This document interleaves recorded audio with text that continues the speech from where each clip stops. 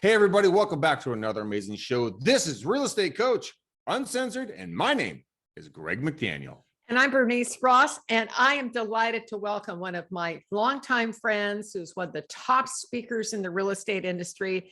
His name is Craig Grant. He is the CEO of the Real Estate Technology Institute, and he has this incredibly cool tool called the CRM Generator. And we're going to be talking about how to use your CRM to be more profitable in your business. And this is a timely discussion for me because for 23 years, my virtual assistant / journal manager, the woman who runs my life, has been handling all of this back office stuff for me. All I have to do is go write and speak and kind of do my shows, and life is good. But we're not going to start working with an inside sales agent. That I need to be talking to people, and I've gone kicking and screaming into this. But I ended up choosing a CRM yesterday, and I was surprised when Craig told me that he had chosen the same one. But the thing that's important here, his tool, the CRM Generator, lets you locate the perfect CRM based upon how you do business. So, Craig, welcome. The first thing I want to ask you about, what motivated you to create this thing, and how did you go about doing it? Honestly, so I speak very actively in the industry on pretty much anything tech and marketing. And so I'm constantly on the ground in different markets, talking to realtors, working with them on anything tech. And I guarantee if you talk to the typical realtor, if the CRM isn't the most confusing thing they have to figure out in their business, it's probably the top 2 or 3. Every realtor knows they need one, or is at least told they need one, but it's very hard to figure out which one to use because there's a lot of different vendors that do it. Everyone swears they're the best. And then when you start looking into the vendors, you set up an appointment with them, and you're basically talking to a salesperson whose whole entire job is to sell their product. They're never going to tell you anything wrong with it. They're not going to tell you, oh, it doesn't do that feature, it does this one. So I really created the generator, the tool, to help a realtor kind of do that research. I kind of compare it to like a dating match, like an online dating system, where you kind of fill in the kind of features you're looking for in a CRM, and it tells you which ones have the best matches. Now, if I'm just kind of a typical agent, what might some of those features be?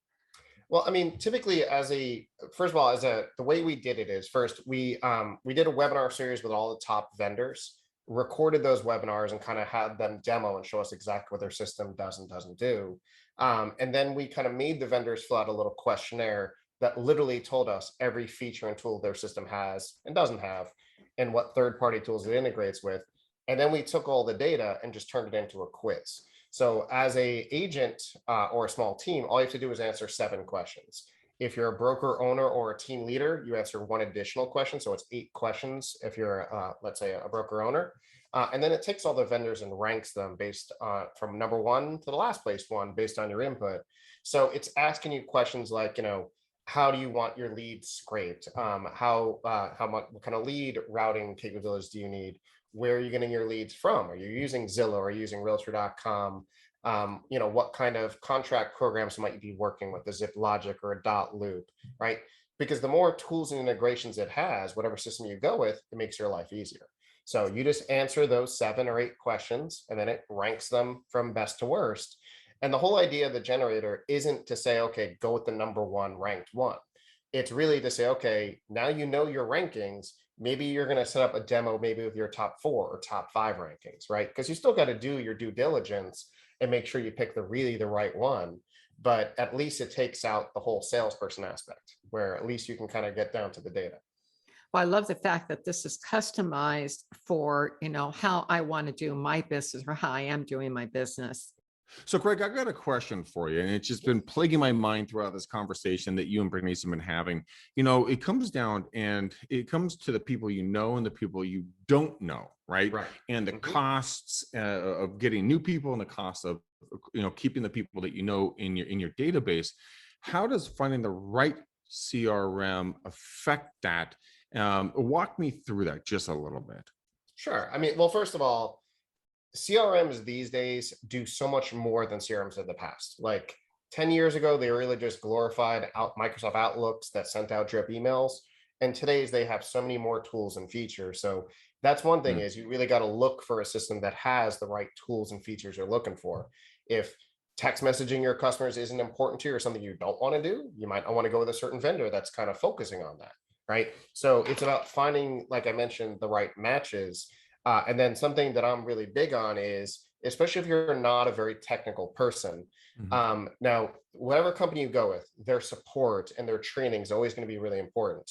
But their UI, their design is just as important, especially if you're not a technical person. So I always recommend, once you kind of get down to your couple finalists, if you're thinking about 2 or 3 vendors, ask them to set you up with a little free account for a few days and get in there and play with it and see if you can figure it out. Because if you can't figure out step 1 because their UI is not very good, you're going to be calling up tech support every day, right? So break down what a UI is, just for everybody who's listening. It stands for user interface. It's really just the layout and the design. Like, is it intuitive? Like, if you're having too much trouble figuring out, well, what do I click on and go to the next step? And how do I get to that? Where do I get to this information? You're going to be lost on a daily basis. So good programs have really good designers that make it easy for a non-technical person to use their software. So that's why I always recommend set up a little free demo, get a couple days in there and play around. And if you're buying for more than one person, if you're like a broker or a team lead, you might want to pull in your lowest tech person on the team and ask them to play with it. Because if they can't figure it out, they're going to be a tech support nightmare the whole time, right? So it's got to be easy to use. It's a big key, because CRMs, they do a lot, and you got to make sure you can figure out how to use as much as you can. So, Craig, you have some really great statistics about the cost of generating leads from your database versus the cost of generating a lead from a stranger. Could you say a little bit more about that, please? Absolutely. I mean, well, the main thing is, and this has been true from day one, even though there's so much tech in the real estate world now, it always boils down to relationship-based business. Like, and something that I preach all the time is, you've got to make sure you're actually building a friendship with a customer, not just a transaction. Because to most clients these days, it's become a transaction. So you got to make every effort possible to stay in their lives after the point of contract, whether that's an automated way, like using your CRM to send out drip emails to them occasionally, just checking in and say how they're doing, whether it's actually reaching out to them, calling them every once in a while, stuff like that. But you've got to stay in a customer's life. Because if you don't, the cost of generating a new lead versus one that's already in your system is 5 times the cost. So exactly. So why spend $100 generating a new client when a $20 a month CRM would do that for you? You know what I mean? So the cost involved in generating new clients is huge. And also there's other data that shows 80% of a business's future business comes out of 20% of its clientele. So repeat business is a huge thing. And we were joking about this before we got going. It's not joking, it's a sad stat, but only 13% of sellers rehire the realtor again, right? And I always say it's not because you didn't do a good job. It's because you didn't stay in their lives, you didn't build that friendship, and then they forgot about you and they went with somebody else. You know, that's the biggest mistake that you can make, is failure to stay in contact with past clients. Absolutely. A huge one. Yes. And I always told you my own story. Like, the last 2 times I have personally moved, in 2012 and 2020, both realtors that did my transactions have made 0 attempt to contact me ever again. 0, not even a postcard, nothing. You know, and from my perspective, that's incredibly dumb decision, because how many friends do you have in those areas that you are still there, and family that you could refer to that agent if they just stayed in contact? Or if you decide that you're going to go back to one of those places and live, which happens sometimes. So it's not like we had a toxic relationship. It was a good transaction, but still no attempts. So give us some examples of how you would, to stay in contact. What kinds of things are you seeing people do to stay in contact with past clients that you have seen that are effective? Sure. I mean, first of all, when you have a contact, a person in your CRM database, there's multiple things you can do there. First of all, you of course can set them up on just some kind of an automated drip campaign based on whatever their situation is. And what I mean by that is, let's say it's a lead coming in and they're a buyer, and you quickly qualify they're a buyer within a short period of time. Obviously, you would send them a different set of communications in a shorter time frame than somebody says, oh, I'm just starting to kick tires, I'm still probably a year away from doing something. Well, after a transaction happens, when that now becomes what should be a great quality person in your database, you should be still keeping in contact with the person a few times a year. whether it's happy holidays, just checking on you, wishing them anniversaries of the date of their purchase. You should be entering in their birth dates, their actual personal anniversaries, if it's a couple, whatever, right? You get to know their kids, their dogs, all that stuff should be in your database. And all those are about or give you opportunity to contact them. And then there's other things you can do, by the way, just not in the CRM. Like I teach this all the time. Social media is the smartest thing you have just to stay in front of kind of contact on a consistent basis. Just an occasional hi, how's it going? Just a like button on some of their comments every once in a while, again, keeps you top of mind. And that's what it's really all about these days. Well, and I want to go back to this notion too, that, so say that I've got a number of my clients who own dogs. Mhm. And one of the things CRMs will let you sort by different fields. So if there's an article that I want my doggy friends to know about, I can send that out to everybody and the CRM will sort and let me do that email right from inside the CRM. I mean, there's so many cool things that you can do with that. That's 100% true, as long as you do the work. And what I mean by that Yes. is, and this is where most people miss out on their opportunities in their CRMs. They might upload their little spreadsheet of their contacts in there, and then they don't put in the time to go in and add in the dogs. They don't put in the birth dates. They don't put in the valuable information that would make things more personal.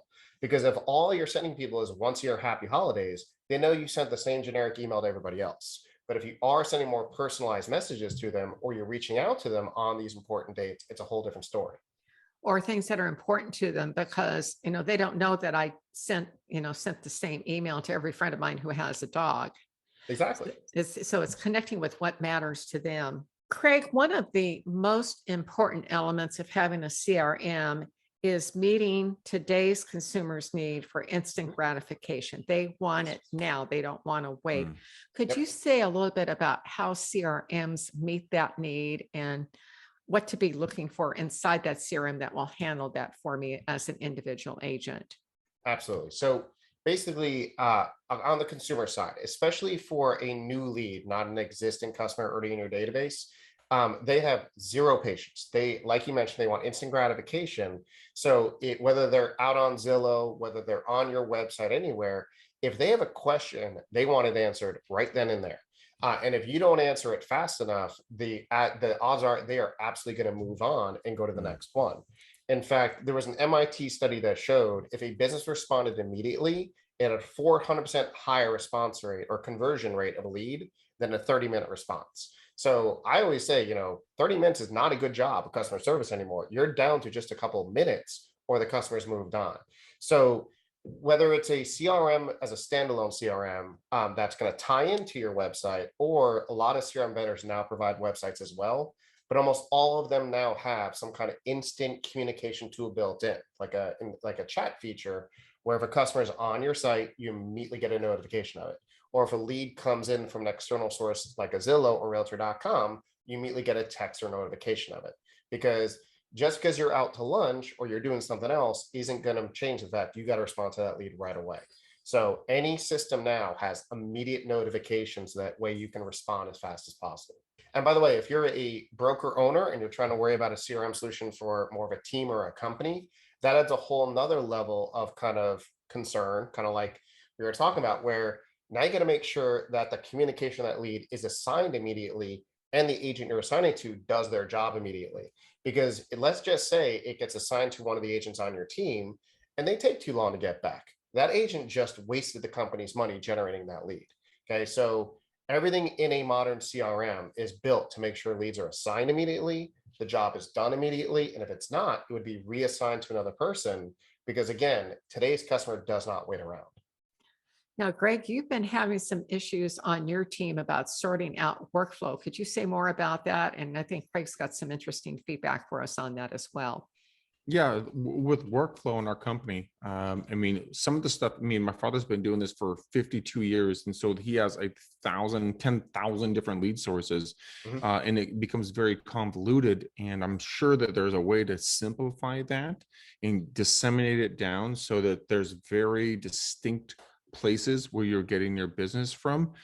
So Craig, I'd love to learn from you about the workflow and kind of what you're seeing the CRMs in regards into today's day and age, and how to make that not such a difficult aspect of identifying your source of business? Sure. Well, first of all, each CRM vendor is a little bit different when it comes to stuff like this. So it's when you're in that kind of like research phase of a CRM, if this is a concern or a challenge to you, your team and your company, this is something you definitely would want to focus on when you're picking a vendor. Some of the CRM vendors are better at this than others. So it's something, if you are in the market for a CRM vendor, you might want to look into, okay, here's our situation. We have X amount of team members. We have X amount of lead sources coming in. Can you handle this? And what kind of tools do you have to do it? Because some vendors might tell you right away, oh, we're not really made for huge teams. We're not made for hundreds of external lead sources. So picking the right vendor, doing a little bit of that due diligence might help. And if you are, let's say you're already within the existing vendor, you might want to ask them, okay, hey, here's the challenge of running into. We have a lot of sources, and right now that's really becoming a problem for us. They might teach you some things you can do to kind of make it where you can parse those out. And in fact, what some of the vendors have is called rule-based lead routing, where you could even say, if a lead comes in from this source, I want this to happen. Like you could say, if a lead comes in from Zillow and it's over $1 million, I want to go to these 3 members of the team. If a lead comes in from realtor.com and it's in this city, I want to go to these 2 members of the team. So if they have what's called rule-based lead routing, you would be able to that might help you kind of parse that stuff out. But again, it might be something that vendor you're using might not have, or you just might not be taking advantage of it. As we're talking about, using that lead-based routing is a great tool in that some CRM vendors have. And from a manager standpoint or broker standpoint, it also helps you kind of like structure your team and how you want your leads dispersed. And I don't know, I can't speak for every broker, but one thing that I coach and a lot of brokers believe in is that they teach a lot of their agents to kind of focus on niches. There's that old saying, riches are in the niches. So if you have an agent who's specializing in high-end luxury waterfront property, you could lead route leads specific to that niche to them, right? So stuff like that, that kind of capability to route leads based on rules is, again, another important feature that most people don't know look for in a CRM. So Craig, some of the stuff that you just kind of brought up was absolutely fascinating. I think it's one of those things that people really need to wrap their brains around. Give me your takeaway from this show. Well, I think the first main takeaway is, as a realtor, you need a CRM. I don't know how one could do their job properly and survive without one.